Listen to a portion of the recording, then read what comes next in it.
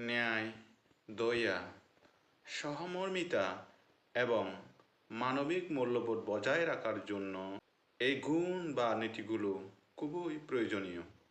1. অন্যের দুঃখ বোঝা। 2. সাহায্য ও সমর্থন দেওয়া। 3. সততা ও ন্যায় পালন করা। 4. ছোট কর্মের মাধ্যমে সহমর্মিতা দেখানো। 5. সমালোচনাকে গঠনমূলকভাবে নেওয়া। 6. মানবিক আচরণ করা। 7. সমাজে ইতিবাচক ভূমিকা রাখা। 8. ন্যায় ও দয়ার মূল্য শিক্ষা দেওয়া। 9. নিজের কর্মের মাধ্যমে অন্যকে প্রভাবিত করা। 10.